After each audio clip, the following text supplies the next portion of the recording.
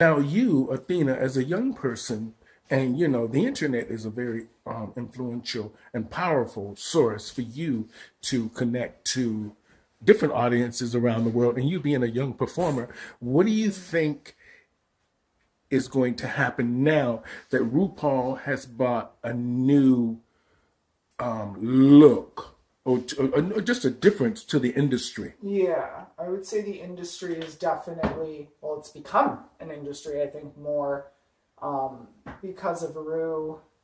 And like Crystal was saying, drag in the States has been incredibly large for so many years. And here in Canada, I don't think we have the same kind of entertainment or the professionalism that you were kind of mentioning earlier as well. So, trying to dig and find those people around different provinces, I'm sure, is a little difficult, but Yeah.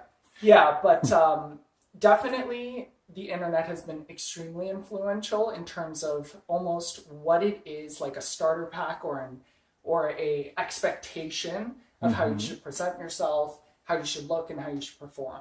But that's all television, right? So you need to find that for yourself because those people have done that already.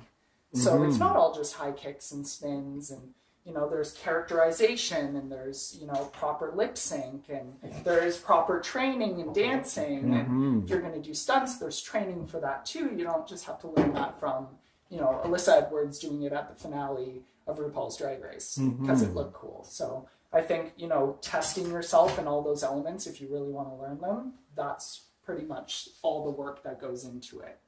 So And one more question. Now, John, now that drag is really popular and on television, now you see everybody in drag, even straight men in drag and even women in drag doing drag shows.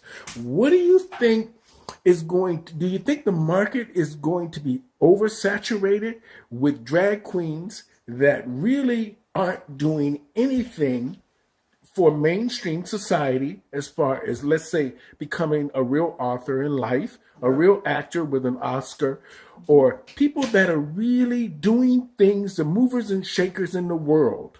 What do you think drag queens are going to play in with that? So I think it's going to be much like, kind of any art right now, right? So anybody can pick up a pencil and draw something, right? And they can call themselves an artist, right? But then when you go to look at it and you put a Picasso beside, your art, you can see what the artist is. Now, I think some of them kind of, not necessarily give us a bad name, but if people go to a drag show and it's somebody that's amateur and they're running it, they're not quite getting what drag is, and so